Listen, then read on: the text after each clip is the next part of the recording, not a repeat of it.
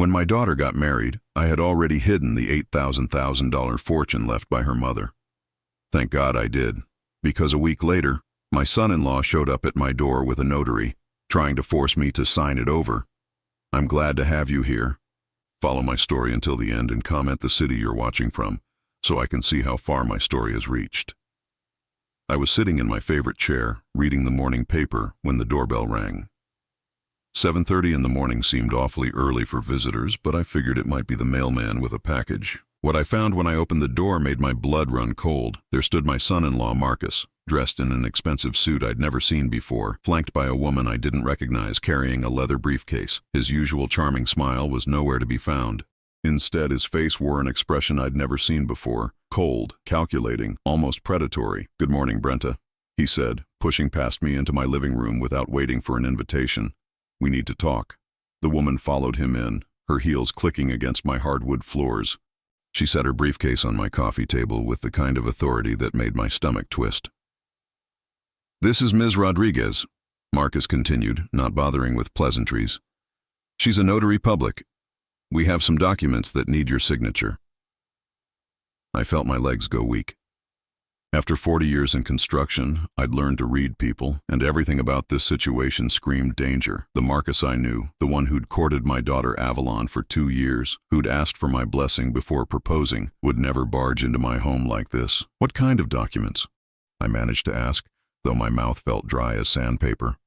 Marcus pulled out a thick stack of papers from his briefcase. "Transfer documents for Avalon's inheritance. It's time she received what's rightfully hers." My heart started pounding so hard I was sure they could hear it. The inheritance. The $8 million my beloved wife Sarah had left to Avalon. The money I'd hidden away 6 months ago because something deep in my gut told me to protect it. "I don't understand," I said, trying to buy time to think. "Avalon never mentioned wanting access to her mother's money." Marcus's smile was thin and sharp. "Of course she does. She's just too polite to ask her father directly. That's why I'm here to help facilitate this." The notary opened her briefcase and pulled out an official stamp. "Mr. Henderson, if you could just review these documents and provide your signature where indicated, we can have this completed in a matter of minutes." I stared at the papers in Marcus's hands, my mind racing. Something was very wrong here. Avalon had never shown much interest in her mother's inheritance. In fact, she'd always said she was grateful I was managing it for her. We'd had that conversation just last Christmas. "Where's Avalon?" I asked. If this is what she wants, why isn't she here herself?" Marcus's jaw tightened almost imperceptibly. "She's at work. She doesn't like dealing with financial matters. You know how she is. She asked me to handle this for her." That was the first outright lie, and we both knew it. Avalon was a nurse practitioner who managed budgets for her entire department. She was anything but uncomfortable with financial matters.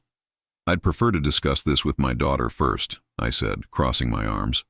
The temperature in the room seemed to drop 10 degrees. Marcus exchanged a look with the notary that I didn't like one bit. "Brente," Marcus said, his voice taking on a harder edge, "I think you're misunderstanding the situation here. This isn't a request. Avalon is entitled to this inheritance, and frankly, keeping it from her any longer could be seen as elder financial abuse." Elder financial abuse. The words hit me like a punch to the gut. He was threatening me. "That's quite an accusation," I said, my own voice getting harder, "especially coming from someone who's only been part of this family for 8 months. Marcus stood up abruptly, towering over me. At 60, I wasn't the imposing figure I used to be, and he knew it. "Look, old man," he said, dropping any pretense of civility, "we can do this the easy way or the hard way, but those documents are getting signed today." The old man comment stung, but it also cleared my head. This wasn't about Avalon's inheritance. This was about Marcus's greed. Everything started clicking into place. The rushed engagement after Sarah's death, the expensive lifestyle he'd been living despite his modest teaching salary, the way he'd been asking probing questions about our family's finances. "Get out of my house," I said quietly. Marcus laughed. "I don't think so. Not until you sign those papers." I walked to my landline phone and picked up the receiver. "Then I'm calling the police." "And telling them what?" Marcus sneered. "That your son-in-law wants you to give your daughter her own inheritance? Good luck with that." My hand hovered over the phone. He was right in a way. On paper, this looked like a family financial discussion. But every instinct I had was screaming that this was wrong. I'm calling Avalon, I said instead. No, you're not. Marcus stepped toward me, and for a moment I thought he might actually try to stop me physically. Avalon is at the hospital. She can't be disturbed. I dialed anyway. The phone rang 4 times before going to voicemail. Avalon, honey, it's Dad. I need you to call me right away. It's important. When I hung up, Marcus was smiling that cold smile again. She won't call you back, Brente. I've told her how you've been behaving lately, how confused you've seemed, how worried we are about your memory. The implication was clear. He'd been setting me up, making Avalon think I was becoming senile or incompetent. The calculating nature of it made my skin crawl. You have 1 hour to think about this, Marcus said, motioning to the notary to pack up her things. We'll be back, and next time we won't be so patient. After they left, I sat in my chair with my head in my hands. How had I not seen this coming? All the signs had been there. Marcus's sudden interest in our family after Sarah's funeral, the way he'd inserted himself into every financial conversation, the expensive purchases he'd been making. But the worst part was knowing that somehow he'd turned my daughter against me. 6 months earlier, I'd made the decision that would save my daughter's future, though she'd never know it at the time. I was sitting beside Sarah's hospital bed, holding her hand as the machines beeped steadily around us. Lung cancer had taken so much from her, her strength, her beautiful laugh, her plans for retirement, but her mind remained sharp until the very end. Brente, she whispered, her voice barely audible above the hum of the oxygen machine. Promise me something. I squeezed her hand gently. Anything, sweetheart. Promise me you'll protect Avalon from the vultures. At the time, I thought she was being dramatic. Sarah had always been the more cautious one in our marriage, the one who saw danger where I saw opportunity. But her next words made my blood chill. That boy she's been seeing. Marcus. There's something wrong with him. I frowned. What do you mean? He seems nice enough. Sarah's grip on my hand tightened with surprising strength. He asks too many questions about money, about the house, about my insurance policy, about what we've saved. Nice boys don't do that. I wanted to argue, to tell her she was being paranoid, but the look in her eyes stopped me. Sarah had worked as a bank manager for 30 years before retiring.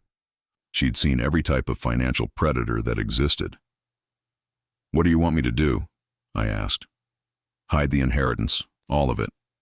Put it somewhere he can't touch it, can't even find it. Let Avalon think it's smaller than it is, or that there are legal complications. I don't care what you tell her, just keep it safe. Sarah, that's $8 million. I can't just hide that kind of money. Her eyes blazed with the intensity I'd fallen in love with 42 years earlier. You can and you will. Promise me, Brente. Promise me you won't let some gold digger steal our daughter's future. 3 days later, Sarah was gone. Marcus had been at the hospital constantly, playing the role of the devoted future son-in-law. He brought flowers, coffee, even offered to help with funeral arrangements. At the time, I was grateful for his support. It wasn't until I was going through Sarah's papers that I started to see what she'd seen. Hidden in her jewelry box, I found a small notebook filled with her careful handwriting. Observations about Marcus that made my stomach turn. How he'd steered every conversation toward our financial situation. How he'd volunteered to help with paperwork after her diagnosis. How he'd casually asked about life insurance policies and investment accounts. Sarah had been watching him, documenting his behavior, and she'd seen right through his act. That's when I made the call to our family lawyer, Donald Hartley. Don had been handling our affairs for 20 years, and I trusted him completely. I need to restructure Avalon's inheritance, I told him during our meeting in his downtown office. Move it into a trust that can't be accessed without very specific conditions. Don raised an eyebrow. That's unusual, Brente. Most parents want to make inheritance as simple as possible for their children. I explained Sarah's concerns, showed him the notebook. Don listened without judgment. He'd seen enough family drama in his career to know that Sarah's instincts were probably right. We can set up an irrevocable trust, he said finally. But once it's done, even you won't be able to change it without going to court. Are you sure about this? I thought about Sarah's last words, about the promises I'd made. I'm sure. It took 6 weeks to complete all the paperwork. During that time, Marcus became even more attentive. He helped me organize Sarah's belongings, insisted on cooking dinner for me twice a week, and gradually began asking more direct questions about the estate. "I just want to make sure Avalon is taken care of," he'd say with that charming smile. "You know how she worries about money." But Avalon had never worried about money a day in her life. We'd raised her to be responsible but not anxious about finances. That was Marcus projecting his own concerns. The day I signed the final trust documents, I felt both relief and dread. Relief that Sarah's money was safe, dread because I knew this would eventually cause problems. But I'd kept my promise. I told Avalon there were complications with the estate, that the lawyers were still sorting things out.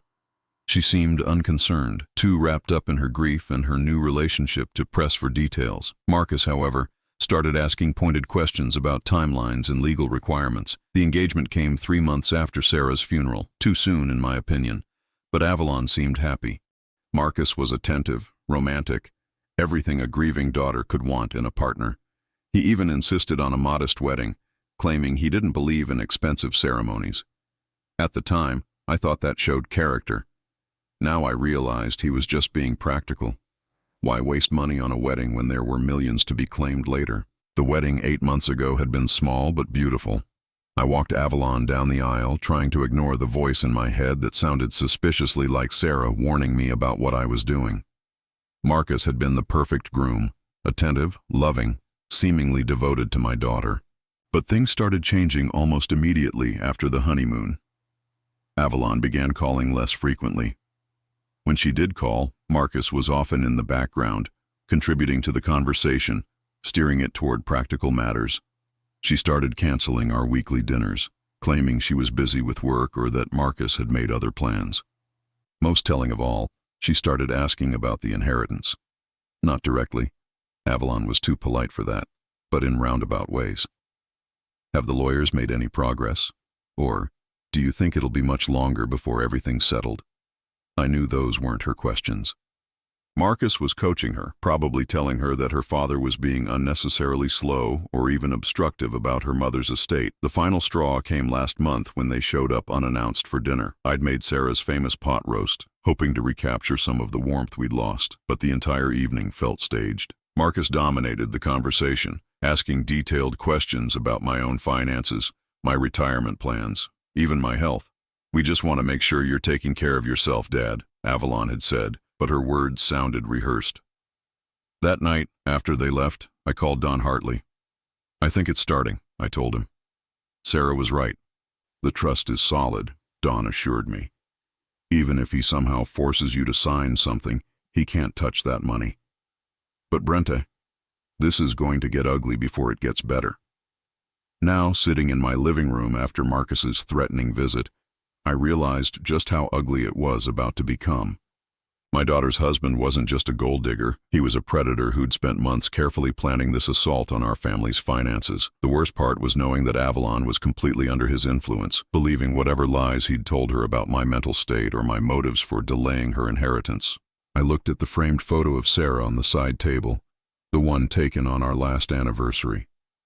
She was smiling, but her eyes held that knowing look she got when she was proven right about something. "You saw him coming, didn't you, sweetheart?" I whispered to the photograph. "Now I just have to figure out how to save our little girl."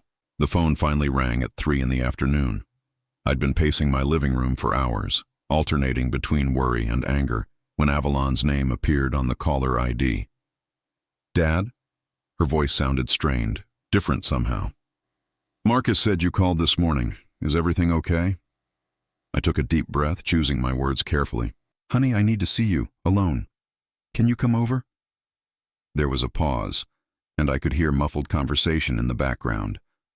Marcus was there, listening, probably coaching her responses. "I'm actually pretty busy today," she said finally. "Can't we just talk on the phone?" "Avalon, this is important. It's about your mother's inheritance." Another pause, longer this time. "Dad, Marcus explained what happened this morning. I know you're upset about the paperwork, but we really do need to get this sorted out." My heart sank. Marcus had already gotten to her, spun his version of events. "What exactly did he tell you?" "That you got confused when he tried to help with the legal documents." "Dad, are you feeling okay? You've seemed a little scattered lately." "Scattered? That was Marcus's word, not Avalon's. My daughter had never talked to me like this before, with this tone of patient concern, as if I were a child who needed managing. I'm fine, sweetheart, but I need you to understand something. Marcus didn't come here to help with paperwork. He came here with a notary and tried to force me to sign over your inheritance. Force you? Avalon's voice got sharper. Dad, that's ridiculous. Marcus was trying to help streamline the process. You've been saying for months that the lawyers are taking too long. I felt my chest tighten. She was defending him automatically, without even considering that her husband might have ulterior motives. Avalon, listen to me. Your mother made me promise to protect that inheritance. There's more money involved than you know, and Marcus... Stop. Her voice was cold now, colder than I'd ever heard it. Just stop, Dad. I can't believe you're making accusations like this about my husband. I'm not making accusations. I'm telling you what happened.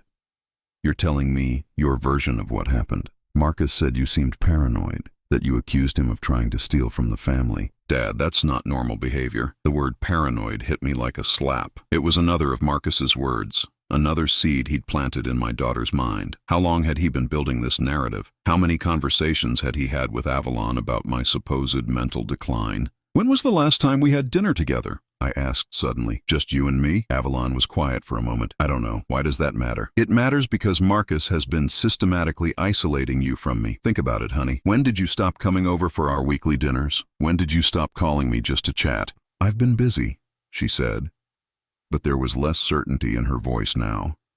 Busy? Or has Marcus been making other plans for you? Has he been suggesting that I'm getting too old, too forgetful, too much trouble to deal with? Dad, you're scaring me.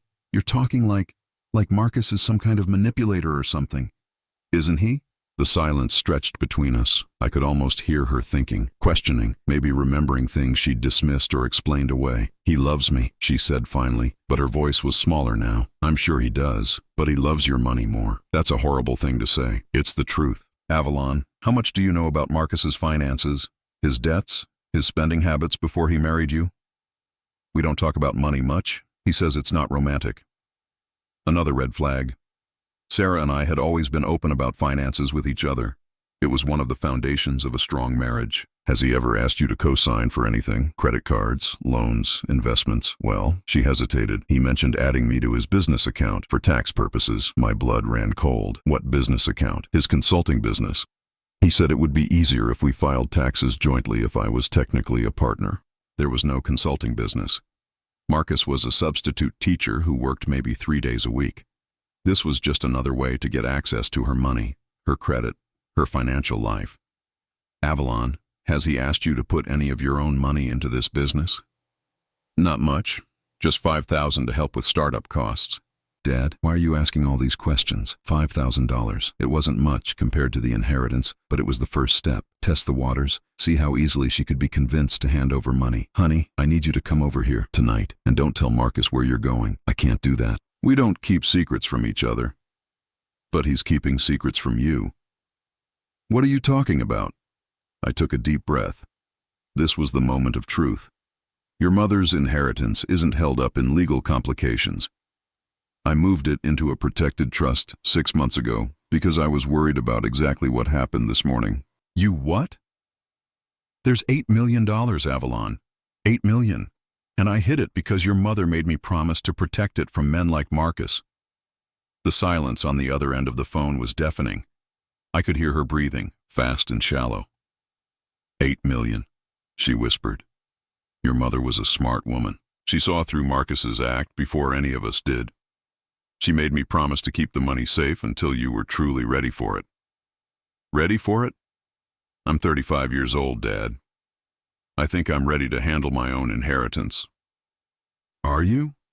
Or would Marcus be handling it for you? Another long pause. I could almost hear the wheels turning in her head, connecting dots she'd been ignoring. He's been asking about the timeline, she said slowly, about when the lawyers might finish their work, and he's been frustrated that it's taking so long. What has he said exactly? That your lawyers are probably incompetent. That we should get our own attorney to speed things up. He even suggested we could sue for delays. Every word confirmed my worst fears. Marcus had been building a case, gathering information, preparing for exactly the kind of aggressive move he'd made this morning. Avalon, I need you to think about something. When did Marcus first bring up marriage? Was it before or after your mother's diagnosis? I heard her sharp intake of breath. Dad, you can't be suggesting. I'm not suggesting anything. I'm asking you to remember. A long silence. Then, in a voice barely above a whisper, after. It was after Mom got sick. He said life was too short to wait. And when did he start asking about finances? Around the same time. But that's normal when you're planning a future together, right? Is it? Did I ask your mother about money when we were dating? No, but that was different. You were both young, neither of you had much. Exactly. People who love you for you don't care about your bank account. But people who love your money, they care very much. I could hear crying now, soft sobs that broke my heart. My daughter was finally seeing the truth, and it was destroying her. What am I supposed to do? She whispered. If you're right, if he really is. What am I supposed to do? You're supposed to come home, I said gently. Come talk to your father. Let me help you figure this out. I can't. He'll know something's wrong. He always knows. The fear in her voice made my hands shake with rage. What had this man done to my confident, strong daughter? Then we'll figure out another way. But Avalon, you have to promise me something. Don't sign anything he gives you. Don't give him any more money, and don't tell him about this conversation. He'll ask where I went if I come see you. Tell him you went shopping. Tell him you had to work late. Tell him anything. But don't let him know that you're starting to see through his lies. After I hung up, I sat in my chair with my head in my hands. My daughter was trapped in a marriage with a predator, and the worst part was that she was only just beginning to understand how deep the manipulation went. But at least now she was starting to wake up. And that gave me hope that we could still save her before Marcus destroyed everything Sarah and I had worked our whole lives to build. 2 days passed before Marcus made his next move, and when it came, it was more sophisticated than I'd expected. I was making coffee Thursday morning when my neighbor Helen knocked on my door. She lived next door, and we'd been friends for 15 years, ever since she and her husband moved in after retiring from the school district. Brente, she said, her face creased with concern. I hope you don't mind me asking, but are you doing okay? I frowned, setting down my coffee mug. I'm fine, Helen. Why do you ask? Well, it's just that your son-in-law stopped by yesterday. Marcus? He seemed really worried about you. My blood pressure spiked. Marcus was here? Not here exactly. He was at my house asking if I'd noticed any changes in your behavior lately. He said the family was concerned that you might be having some memory issues. The calculating bastard. He was building a case, gathering witness statements to support his claim that I was mentally incompetent. What did you tell him? I asked, trying to keep my voice calm. Helen looked uncomfortable. I told him you seemed fine to me, but then he mentioned some things that made me wonder if maybe I just hadn't noticed. What kind of things? He said you'd been confused about financial matters, that you'd made some accusations against him that didn't make sense. He showed me his phone, said you'd left him a voicemail calling him a thief. I had done exactly that, Tuesday night after a few too many beers and a lot of anger. But hearing it described secondhand, out of context, it did sound like the ravings of a confused old man. He also said you'd been paranoid about the mail, checking it multiple times a day, worried that people were trying to steal your information. That hit closer to home. I had been watching the mail carefully lately, worried that Marcus might try to intercept financial documents or legal correspondence. But again, without context, it sounded like elder paranoia. Helen, I need you to understand something. Marcus is not what he seems. He's trying to get access to Avalon's inheritance, and he's using these accusations about my mental state to justify it. Helen's expression grew more concerned, not less. Oh, Brente, that's exactly what he said you might say. The trap was perfect. Anything I said to defend myself would sound like exactly the kind of paranoid accusation an incompetent person would make. Marcus had thought this through carefully. Did he ask you to do anything? Helen nodded reluctantly. He asked if I would keep an eye on you. Maybe check in more often. He gave me his phone number in case I noticed anything concerning. After Helen left, I called Don Hartley immediately. They're building a competency case, Don said, after I explained what had happened. If they can convince a judge that you're mentally unfit, they might be able to challenge the trust or even get a conservatorship established. Can they do that? It's possible, especially if they have multiple witnesses saying you're acting paranoid or confused. The good news is that the trust is ironclad. Even if you were declared incompetent, it wouldn't automatically give them access to the money. But it could tie things up in court for years. Years I might not have at my age, and years during which Marcus would have complete control over Avalon. What do? Document everything, every interaction, every conversation, and whatever you do, don't give them any ammunition. No angry phone calls, no confrontations, nothing that could be interpreted as irrational behavior. That afternoon, I got a call from Dr. Patricia Wells, my longtime physician. Brente, I had an interesting conversation today. Your son-in-law called to express some concerns about your mental health. What kind of concerns? Memory issues, confusion, possible early-stage dementia. He asked if I'd noticed anything during your recent visits. I felt a chill run down my spine. And what did you tell him? I told him that I couldn't discuss your medical information with him, even as family, without your written consent. But I am curious, have you been experiencing any memory problems? None whatsoever, Dr. Wells. Marcus is trying to have me declared incompetent so he can get access to my daughter's inheritance. There was a pause. That's a serious accusation, Brente. It's the truth. He came to my house with a notary 2 days ago trying to force me to sign over $8 million. $8 million? Dr. Wells's voice sharpened. You never mentioned that kind of money during our discussions about estate planning. Because I moved it into a trust to protect it from exactly this kind of situation.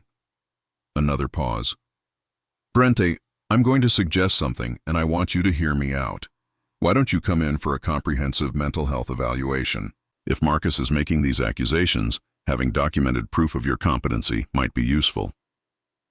It was a good idea, but it also felt like surrendering to Marcus's game. Still, I made the appointment for the following week. That evening, Avalon called. Her voice was strained, and I could tell she'd been crying. Dad, Marcus wants me to ask you something.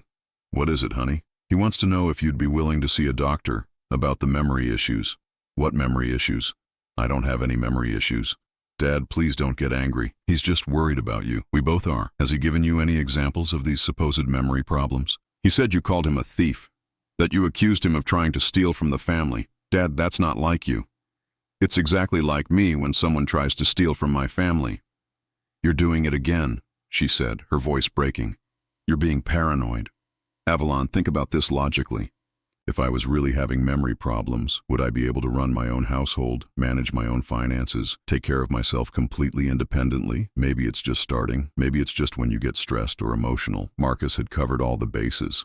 Stress-related cognitive decline, emotional instability, conditions that would be difficult to disprove and easy to explain away.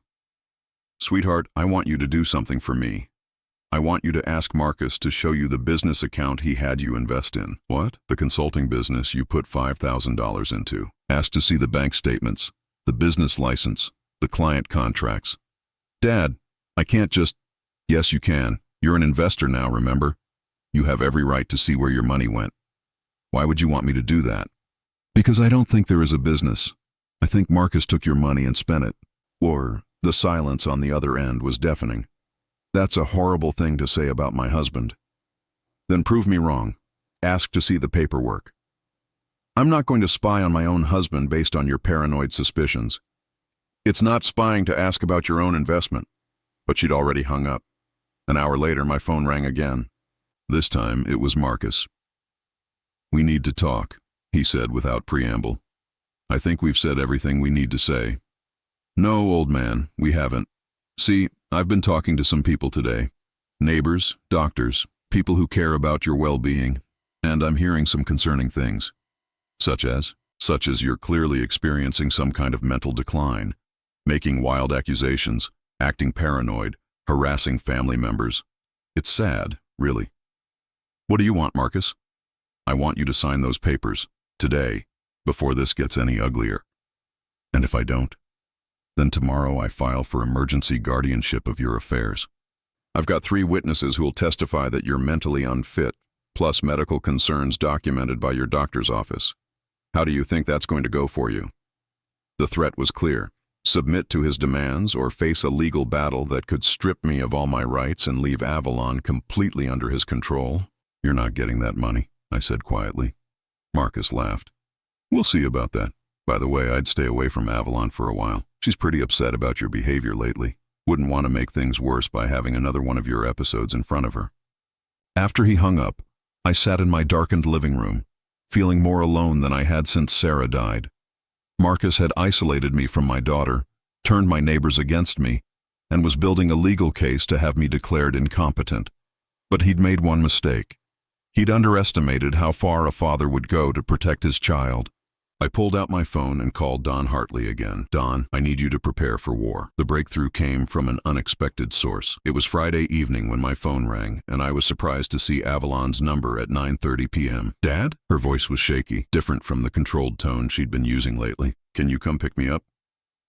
Where are you, honey? I'm at the Starbucks on Maple Street. I can't drive right now.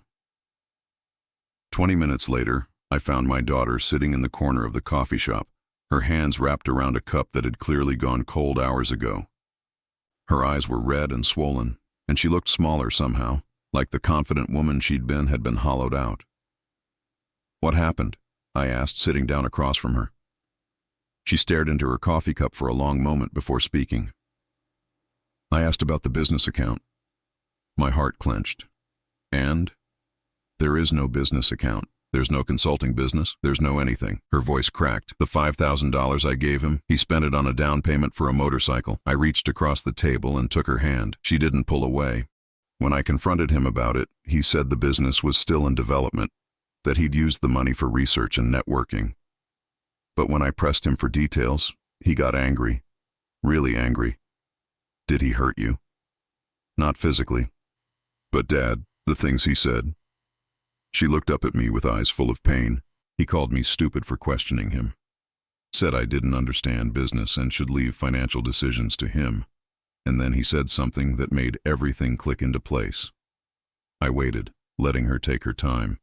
He said I was starting to sound like my paranoid father, and that maybe mental illness ran in the family. The manipulation was even worse than I'd thought.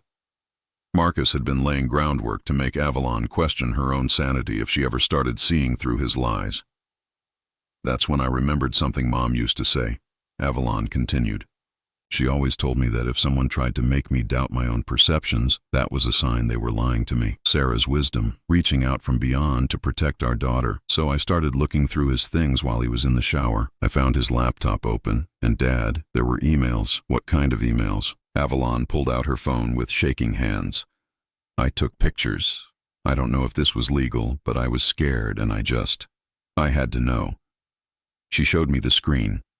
The first email was from someone named Derek, dated 3 weeks before Sarah's funeral.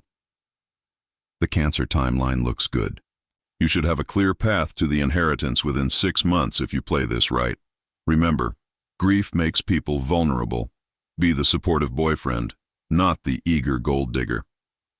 My blood turned to ice as I read Marcus's response. Already working on it.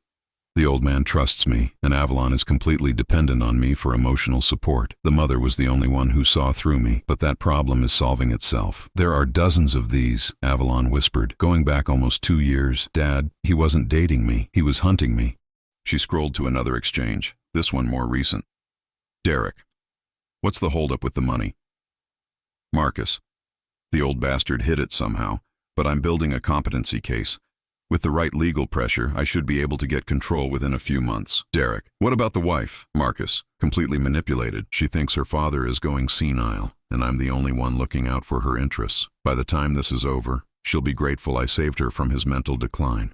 I felt sick reading it, but I forced myself to keep going. The final email was from just yesterday. Derek, how much are we talking about here? Marcus, $8 million, plus whatever else the old man has saved. Enough to disappear and start over somewhere warm. The wife won't be a problem. She's too emotional and dependent to function without me anyway. He was planning to leave you, I said quietly, after he got the money. Avalon nodded, tears streaming down her face. The whole marriage was fake. Every I love you, every romantic gesture, every time he held me when I was grieving Mom. It was all an act. I moved around the table and put my arm around her shoulders. She collapsed against me, sobbing with the kind of deep, wrenching grief that comes from having your entire world revealed as a lie. "How could I have been so stupid?" she whispered. "You weren't stupid. You were grieving and vulnerable, and he took advantage of that. This isn't your fault, honey." But the signs were there, the questions about money, the way he inserted himself into every financial conversation, how he always seemed to know exactly what to say. Because he'd done this before. Those emails mention other targets, other women he'd manipulated. You weren't his first victim. We sat there for a long time, my daughter crying for the life she'd thought she had, the husband she'd thought loved her, the future that had been nothing but a predator's fantasy. Finally, she pulled back and wiped her eyes. "What do we do now?" "Now we protect you, and we make sure he can't do this to anyone else." "But I'm married to him. Legally, he has rights to my assets, doesn't he?" "Not to the inheritance. That's safe in the trust. But anything you've acquired since the marriage could be at risk in a divorce." "Divorce." She said the word like it was foreign. "God, Dad, I don't even know where to start." "We start with getting you somewhere safe. You're not going back to that house tonight. I have to. My things are there. And if he realizes I know, then he might get desperate. Desperate people do dangerous things." Avalon's face went pale. "You think he'd hurt me?" "I think he's a predator who's been exposed, and that makes him unpredictable. I'm not taking any chances with your safety." We drove to my house in silence, both of us processing the magnitude of what we'd discovered. As we pulled into my driveway, Avalon's phone buzzed with a text message. "It's him," she said, her voice tight with fear. "He's asking where I am." "What do you want to tell him?" "I don't know. If I don't answer, he'll get suspicious, but I can't pretend everything's normal." "Tell him you're staying with a friend tonight, that you needed some space to think about our argument." She typed the message with shaking fingers. The response came back almost immediately. "He wants to know which friend. He says he's worried about me and wants to make sure I'm safe." Even now he was trying to maintain control, to monitor her movements. "Tell him it's someone from work, and you don't want to drag him into family drama." The next text was more aggressive. "I'm your husband. I have the right to know where you are." Avalon stared at the screen, and I could see the moment she really understood what she'd been living with. Not love, not protection, but possession and control. "Turn off your phone," I said gently. "Tomorrow we'll figure out the next steps, but tonight you need to rest." Inside my house, I made up the guest room while Avalon sat at the kitchen table, still clutching her phone like evidence of a crime. Which, in a way, it was. "Dad," she said as I brought her a cup of tea, "I owe you an apology. All those things I said about you being paranoid, about memory problems. I'm so sorry." "You don't need to apologize. He manipulated you into believing those things. But I should have trusted you. You're my father. You've never lied to me. You were protecting your marriage. That's what people in love do. They protect their partners. The fact that your partner didn't deserve protection isn't your fault." She looked up at me with red-rimmed eyes. "How did Mom know? How did she see through him when I couldn't? Your mother dealt with financial predators for 30 years at the bank. She knew the signs. But more than that, she wasn't emotionally invested in him. She could see him clearly, because she didn't need to believe he was good. I needed to believe it." "Of course you did. You just lost your mother, and he offered you comfort and companionship. There's nothing wrong with wanting love, Avalon. But there's everything wrong with falling for a lie." I sat down beside her and took her hands in mine. "The only person who did anything wrong here is Marcus. He's the one who lied, who manipulated, who built an entire fake relationship to steal from you. Don't you dare blame yourself for his crimes." That night, I lay awake listening to my daughter cry in the guest room, and I thought about Sarah's last words to me. Protect Avalon from the vultures. I'd hidden the money, but I hadn't been able to protect her from the emotional devastation of discovering that her marriage was built on lies. But she was safe now, and she knew the truth. Tomorrow we'd start building her real life back.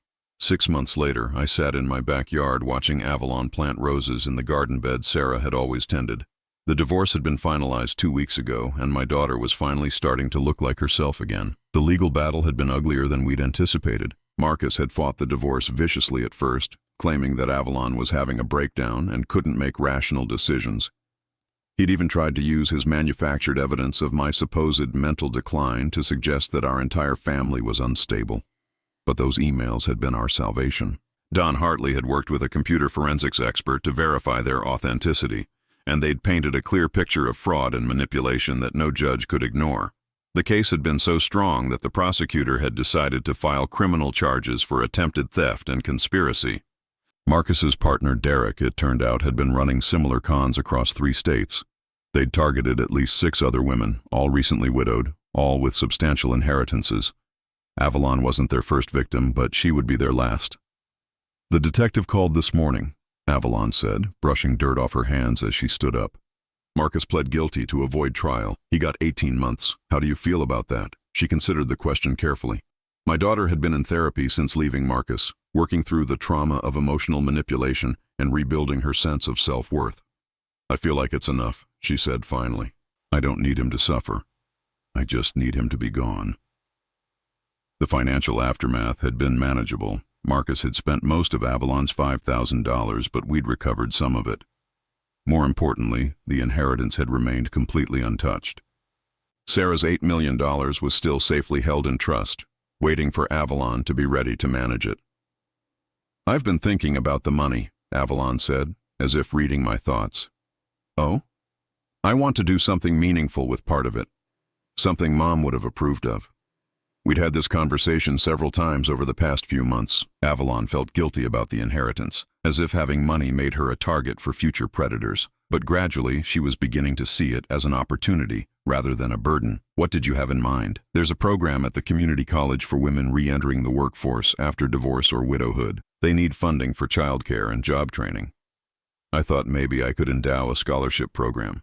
It was perfect."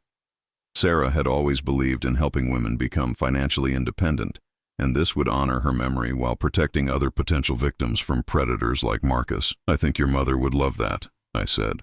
"And I want to keep working. Not because I have to now, but because I want to. The inheritance will be there when I'm ready to retire, but right now, I need to remember who I am outside of being someone's target." The strength in her voice reminded me so much of Sarah that it took my breath away. My daughter had been broken down, manipulated, and betrayed, but she'd rebuilt herself into something stronger than before. "There's something else," Avalon said, sitting down in the chair beside me. "I want to change my name back to Henderson." The marriage had lasted 8 months, but it had taken 6 months of legal proceedings to completely untangle herself from Marcus's web. Changing her name back felt like the final step in reclaiming her identity. "I'd be honored to have you back in the family name," I said. "Dad, I never left the family, even when I was defending him, even when I thought you were." She trailed off, still unable to say the words about my supposed mental decline. "You were protecting your marriage. I understand that." "No, I was being controlled. There's a difference." Her voice was firm. "My therapist helped me see that. Marcus didn't just steal money. He stole my ability to think clearly, to trust my own judgment, to maintain relationships with people who actually loved me." We sat in comfortable silence for a while, watching the late afternoon sun filter through the oak tree Sarah had planted when we first bought the house. It had been a sapling then, barely 3 feet tall. Now it towered over the yard, its branches providing shade for the entire garden. "I had lunch with Helen yesterday," I said. She apologized again for believing Marcus's stories about my mental state. She should apologize. She was ready to believe the worst about you based on the word of someone she barely knew. She was trying to be helpful. "Marcus was very convincing. That's what makes people like him so dangerous," Avalon said. "They're not obviously evil. They're charming and sympathetic, and they know exactly how to make people want to help them." The front doorbell rang, interrupting our conversation. Avalon went to answer it while I stayed in the garden, enjoying the peace of the evening. A few minutes later, she returned with a large envelope. "It's from Don's office," she said, opening it carefully. Inside were the final legal documents transferring control of the trust to Avalon. At 35, she was ready to manage her mother's inheritance independently. The lengthy process had been designed to ensure she had time to heal from Marcus's manipulation and develop confidence in her own judgment. "It's really over," she said, staring at the papers. "No, honey, it's really beginning." That evening, we had dinner at the small table Sarah and I had shared for 42 years. Avalon had cooked, pot roast, the same recipe Sarah had made every Sunday when Avalon was growing up. We talked about everything and nothing, the easy conversation of family members who trusted each other completely. After dinner, Avalon pulled out a small wrapped box. "I found this in Mom's jewelry box last week when I was going through her things," she said. There was a note with it. Inside the box was Sarah's wedding ring, the simple gold band I'd placed on her finger all those years ago. The note, in Sarah's careful handwriting, read, "For Avalon, when she finds someone who loves her for all the right reasons. Love, Mom." She knew I'd need to start over. Avalon said, tears in her eyes. She knew that someday I'd want to love again, and she wanted me to have something pure to remember what real love looks like. Your mother was always planning ahead. Will you walk me down the aisle again someday, if I ever find someone worth marrying? Honey, I'd be honored, but next time I'm doing a much more thorough background check. We laughed together, the first real laughter we'd shared since before Sarah's diagnosis. It felt like healing. Later that night, as Avalon got ready to drive back to her new apartment, a place Marcus had never seen, never contaminated with his presence, she hugged me tightly. Thank you for protecting me, she said. Even when I fought you, even when I didn't understand, you kept Mom's promise. That's what fathers do. Not all fathers.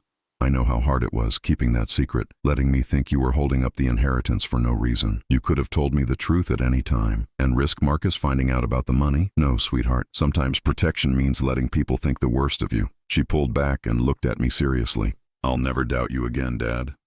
Ever. You don't need to promise that. Just promise me you'll trust yourself. Your instincts are good. Marcus just taught you to ignore them. After she left, I sat in my chair with a photo of Sarah, the same one I'd talked to during those dark days when Marcus was trying to steal our daughter's future. We did it, sweetheart. I whispered to her image. Our little girl is free. A year later, Avalon met David, a widowed doctor who worked at her hospital. He was kind, patient, and completely uninterested in her financial situation. When she told him about the inheritance months into their relationship, his response was to suggest they sign a prenup to protect her assets. I walked her down the aisle again, but this time the tears in my eyes were tears of joy. Sarah's ring sparkled on Avalon's finger, and as she exchanged vows with a man who truly loved her, I knew that all the pain, all the struggle, all the difficult decisions had been worth it. The inheritance that Marcus had tried so desperately to steal became the foundation for Avalon's new life. Not just the money, but the knowledge that she was protected, valued, and truly loved. Sarah's final gift to our daughter wasn't just financial security, but the wisdom to recognize the difference between a predator and a partner. As I watched Avalon dance with her new husband at the reception, I felt Sarah's presence beside me, and I could almost hear her whisper, "Well done." Now, I'm curious about you who listened to my story. What would you do if you were in my place? Have you ever been through something similar? Comment below, and meanwhile, I'm leaving on the final screen 2 other stories that are channel favorites, and they will definitely surprise you. Thank you for watching until here.